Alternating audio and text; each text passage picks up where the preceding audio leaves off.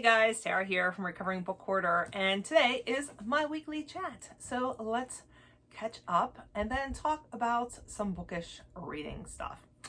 So this week was crazy in the sense of work. Work is always so crazy. But as you can imagine, when you are the director of a mental health agency, you can have some weeks that are just, they can be tough. So, my week was just filled with work and school with Cassidy. I wanted to do some filming throughout the week and I was just so exhausted. Like once I got home, just the thought of like getting everything set up and getting myself decent for a video, which like, look, I don't go all out for my videos, but there's still some stuff I have to do. I was just so tired, so I didn't get any taping done. I did, however, start and finish a new puzzle, which I will put right here. This was a 1,000 piece puzzle from Hallmark, and it is Hallmark brand. I would not buy this brand again, mainly because when you first get it and you open it up, it's not cut well. So there were a ton of pieces that were still stuck together when I first opened the puzzle. And I do not like that. That to me is a huge pet peeve. And the pieces almost felt hollow, like they weren't real substantial. They did go together well, so I wasn't upset about that. And it was a nice size, but because of those other reasons, I won't buy any more that are Hallmark brand. But it was a fun puzzle overall to do. And I don't know why, but I really do like doing ice cream puzzles for some reason. I think they're fun. This is not the first one I've done. So I did get to do that this week. I did that while I listened to some books. Cassidy and I were kind of binge watching the last of the Catfish episodes that we hadn't seen yet from this past season. And I really think that's about it. Cassidy's post-COVID vaccine, she ended up doing really well. And Monday, I was really worried because she was scheduled to take her PSSAs, which I think that's just a Pennsylvania thing, but it's like our big standardized test. And they didn't get to take them last year, so they were taking last year's at the beginning of this year, so they actually have to take them twice this year. She had to take it this month and then again in April, I think. She's not thrilled, let me tell you. So because she's in cyber school, like we take them to, you get to choose your testing site, and hers was at a hotel that was close by. So I was worried that post-vaccination, because it was her second one and she didn't feel real well after the first one, that she might not be able to take the tests on Monday, but she did so well outside of some arm pain. And she had like a very, very, very, very minor fever. I'm talking like 99.6, and just kind of wanted to lay around for the day. And it was just like on Saturday, she had the shot Friday. So it went well. She definitely did better with hers than I did, the second one. And she's 12 for anybody that's interested. So I thought that like the younger they were, the worse their reactions were, but not the case. I guess it's just really individual based on the person. So and we're very excited. She is now fully vaccinated, which is fabulous. So that was this week. Like I said, we had the PSSAs. That was Monday and Tuesday. And then we had schoolwork all week because with cyber, we have to do the work whenever I get home from work or when her dad gets home from work. And that was what we did this week. This room was a mess in here. Hot mess. That was the other reason I couldn't tape. Like I'm doing these floss tube videos and I still haven't discovered where the best place is to do those, but I need to utilize more of my room. So I had to clean up. And usually my room's fairly clean in here. This is like the one area of the house that's mine and I'm able to keep clean. But sometimes, especially when I get tired, I have there's a tendency for things to accumulate, especially with me like going back and forth between craft projects and things like that. So I was able to get my room clean between last night and this morning. All right, so let's talk about books. First of all, I did really good this week and I did not buy anything. I bought no books. Aren't you guys proud of me? I did get through some books though. So the first book I finished this week was Leave the World Behind, and this is by Rumaan Alam, and I hated it. I hated it. I really hoped that it would redeem itself as I was going through it. Last time I talked to you guys, I told you I was about halfway through and I was very confused about what I was reading. Did not get any better. 1-star read. It's kind of, you get the sense that it is a kind of an apocalyptic novel, not post-apocalyptic, like it's happening right then. But you just get bits and pieces of what's happening, and it was, there's really weird writing choices in here. There's really weird descriptions of like people's genitals, including a teenager's, which was not cool. It was overly sexual for the type of book it was, and I hated it. I hated it. I do not recommend. It's going out of my house. I would say it's up there on the same level as The Casual Vacancy by J.K. Rowling, which I also hated. So did that. Then I listened to For Your Own Good by Samantha Downing, which is her latest release. And I didn't love His Lovely Wife, but then I listened to He Started It, and I had a lot of fun with that one. That was a really fun book, and so I was really looking forward to this one, and it did not disappoint. It ended up being a 4-star read. So we are following one teacher is our main person that we're following, but then we also get in the heads of another teacher, a student or two, and yeah, we kind of like go back and forth between different viewpoints, and there are some fishy things happening at this school, and so it kept me guessing. It did. It kept me guessing, and I really liked it. And again, she has really fun covers. I really liked the cover of this book as well. All 3 of her books are what draw me to them. So like their cover buys, now it's a buy too, because, well, I'm not buying them because I know I'm never going to read them again. So I'm getting them through the library. And yeah, so that one was fun. I would recommend that one. And then I read Messy Beautiful Love, Hope and Redemption for Real Life Marriages by Darlene Schacht. And this is a Christian nonfiction, obviously about marriage. And it was fine. I wound up giving it 3 stars. There was nothing groundbreaking in here.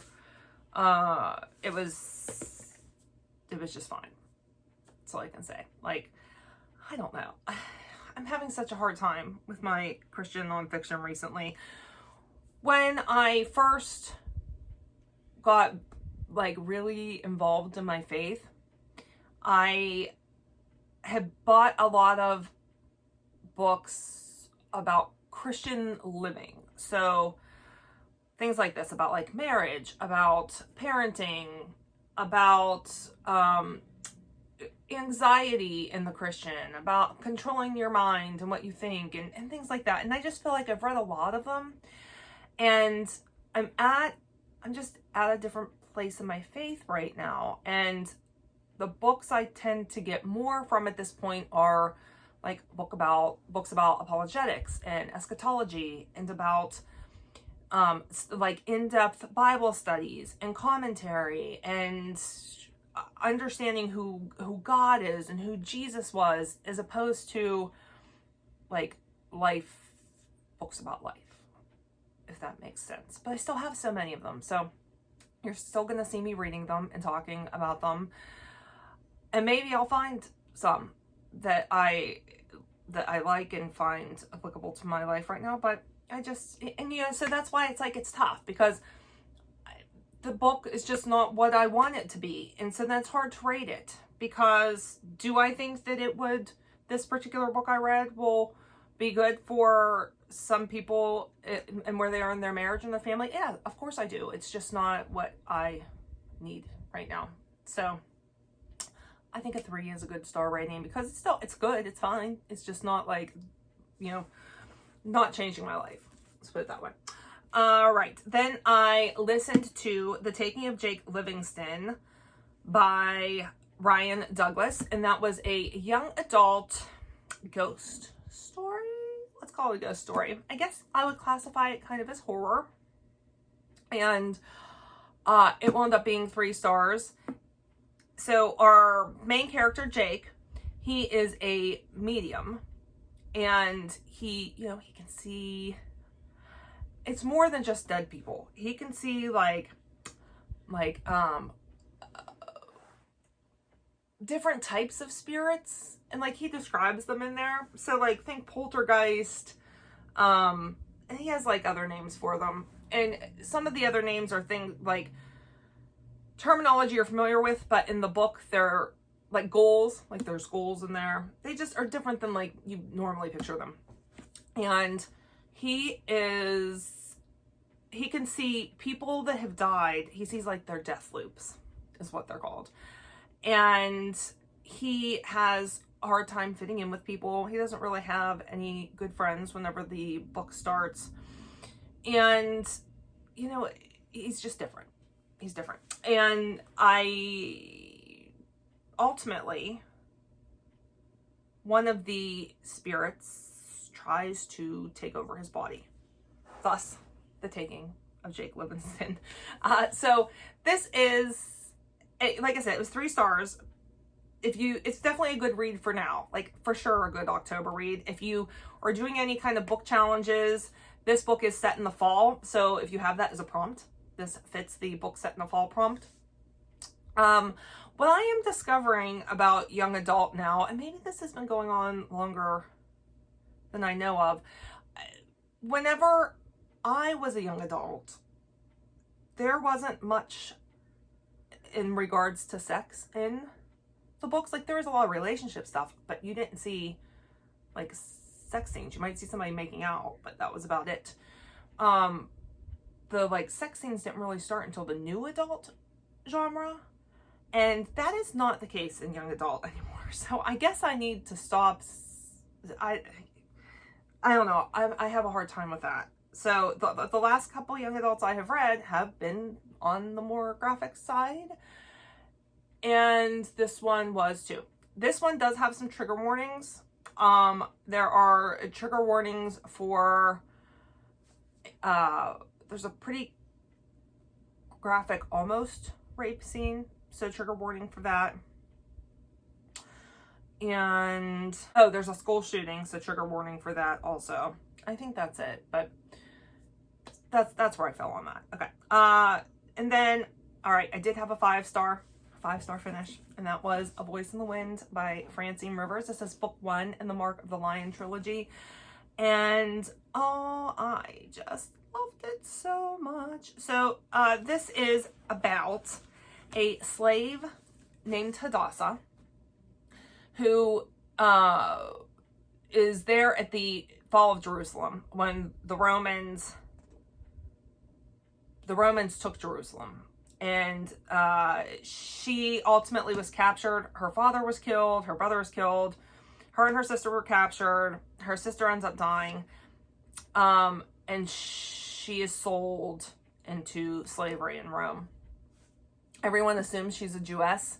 And she was Jewish, but her dad was actually... So, okay, in the Bible, where there was the widow who her son dies and Jesus resurrects, her dad is the son that was resurrected. So they were very early Christians. Like, we see the Apostle John in this book. And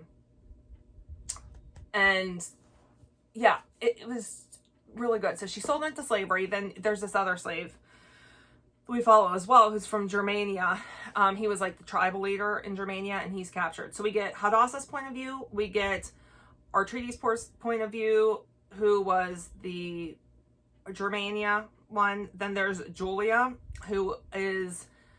Hadassah ends up being sold to this family and is gifted to the daughter of the family, Julia.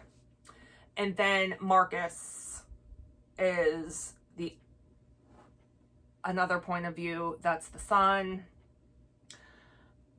And then there's some other like more minor points of view in there. But so it is, in this, we follow Hadassah, and she's coming to terms with her Christianity and really understanding what that Christianity means to her and how to be a Christian when you are being persecuted, and how to still speak your truth. And it was so good. It was so good. I wound up listening to it, and the audio was good. So I am looking forward to reading the next two.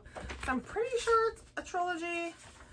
The next two in the series. I have the next one, and then I need to get the last one. So that is where I fell on that. So those are the books I finished. Books I am currently reading. I am about halfway through The Dream Daughter by Diane Chamberlain. And this, as it turns out, is has time travel in it, which I wasn't clear going in. So sorry, that might be a little bit of a spoiler. Not really. I don't think it's a spoiler. It's pretty obvious. Like when you first start reading it, you read I at least was very clear that the guy had traveled backwards in time, and so our guy had traveled backwards in time, and he meets and falls in love with this woman, and her sister-in-law, his wife's sister, is pregnant, and the baby has a fatal condition, heart condition, and he thinks that he can help them. That's all I'm going to say. So, enjoying that one. All right, then I am in the middle of Anne of Avonlea, which is book 2 in the Anne of Green Gables series, and in this one we are following Anne, who is now a teacher back in Avonlea, and they just took some little kids in, I think it's a set of twins, to live with her and Marilla, and yeah, it's fun. So that, oh, you know what, I'm sorry, I finished one more. I forgot. I finished this morning. Didn't get the best. I hadn't even written it down yet. This morning I finished The Time Traveler's Guide to Medieval England, Handbook for Visitors to the 14th Century by Ian Mortimer. And okay, so 3-star read, because it does what it's supposed to do. It is a very well-researched book. I do truly feel that I could be transported back in time and have a really good grasp on the laws, what kind of food I would be eating, what kind of clothing I need to wear, what the societal social system is set up like, what my entertainment could be, the land, all that stuff. It's very informative. I just didn't care. I didn't care, and I thought it would be more fun. It wasn't. So, like, if you are a dungeon master, okay, and have campaigns that you want to set in this time period, then I think this is a book for you. That's my thoughts. So, forgot. I did finish that one as well. Okay. The other one that I am currently in the middle of reading is Spellslinger by Sebastian de Castell, and I am only 47 pages into this one, and so far it is fine. This is book 1 in this series, and there's magical trials, and the boy that's in here, like the main character that we're following right now, has no magical powers, but his dad has like the most magical powers, and his sister's very blessed magically and all that stuff, and he's trying to figure out how to survive in this world without magical powers. So it's okay so far. I love that cover. Isn't that cover so good? I love that cat, and I think they call it a squirrel cat. I'm pretty sure is what it's called. I could be wrong on that. In any case, reading that, and then I also need to, and I think I may have screwed up date-wise, but I need to read the Earthsea book, the Ursula K. Le Guin book. That's the group read for the fall read-along, hosted by Rainy over at Rainy Day Reads and some other people that I will link down below. So I need to do that this week too, and that's where I'm at. Provided I finish up everything that I need to, there are 2 prompts for my yearly readathons that I'm doing that I was unable to fulfill with books that I had chosen so far. And that is, I need to do a book that has the word dark in it for the Buzzwordathon. And then for the Chantel's Intentional Reader Read Your Bookshelf Challenge, a translated book. So I need to figure out what on my bookshelves is a translated book. I don't know an easy way to do that. If anybody has an easy way to figure out what books have been translated, I would appreciate that. I mean, like, if worst comes to worst, I could use 1Q84 that I had read earlier this year, but I do try and keep it, like, in the months that the actual things are for. So if I finish those up, then I need to fulfill those 2 prompts. So that's it. That's where I'm at. All right, tell me, what have you guys done this week? What have you read? Have you finished anything up yet this month? Are you participating in that fall readathon that's hosted by Rainy and other people? I would love to hear from you down below in the comments. If you like this video, don't forget to give it a thumbs up. If you would like to see more from me, don't forget to hit the subscribe button. If you want to connect with me other places, everywhere that you can connect with me is always listed down in the description box. All right, guys, I will catch up with you later. Bye.